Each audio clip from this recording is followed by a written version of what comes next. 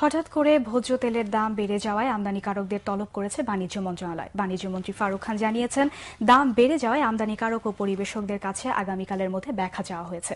উপযুক্ত কারণ দেখাতে না পারলে তাদের বিরুদ্ধে ব্যবস্থা নেওয়া হবে। গোলাম পারভেজের রিপোর্ট। এক বছরে খোলা সয়াবিনের দাম লিটারে বেড়েছে 20 থেকে 22 টাকা, আর বোতলজাত সয়াবিনের দাম বেড়েছে 28 থেকে 30 টাকা। টিসিবির হিসেবে গত এক বছরে কখনো এই দাম বেড়েছে, আবার কমেছেও। তবে গত সপ্তাহে হঠাৎ করে প্যাকেটজাত ভোজ্য তেলের দাম লিটার প্রতি 10 থেকে 13 টাকা বেড়ে যায়।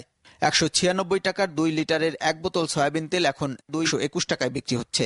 1 লিটারের 101 টাকার বোতল এখন বিক্রি হচ্ছে 114 টাকায়।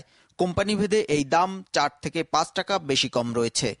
এ বিষয়ে আমদানিকারকদের সাথে যোগাযোগ করা হলে তারা কথা বলতে রাজি হননি। তবে বাণিজ্যমন্ত্রী জানান, আন্তর্জাতিক বাজারে গত কয়েক মাসের তুলনায় এখন ভোজ্য তেলের দাম কিছুটা কম। এরপরও দেশীয় বাজারে কেন দাম বাড়ছে তা তদন্ত চলছে।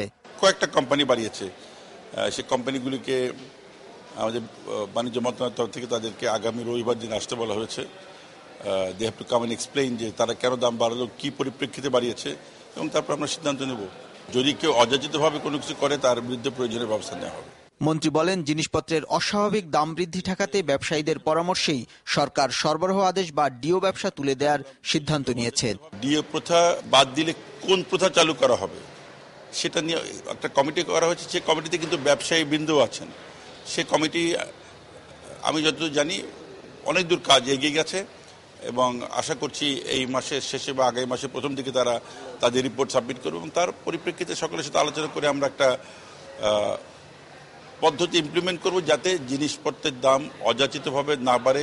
আমরা কাউকে ক্ষতিগ্রস্ত করতে চাই না, আমরা এটাও চাই না যে জনগণ বা ভোক্তারা ক্ষতিগ্রস্ত হোক। তবে ডিওর পরিবর্তে নতুন ব্যবস্থা কি হবে সে বিষয়ে ব্যবসায়ীদের সাথে ঐকমত্য না হওয়া পর্যন্ত তা অব্যাহত থাকবে বলে জানান বাণিজ্যমন্ত্রী। গোলাম পারভেজ, এটিএন বাংলা, ঢাকা। এবার অন্যরকম এক সফলতা।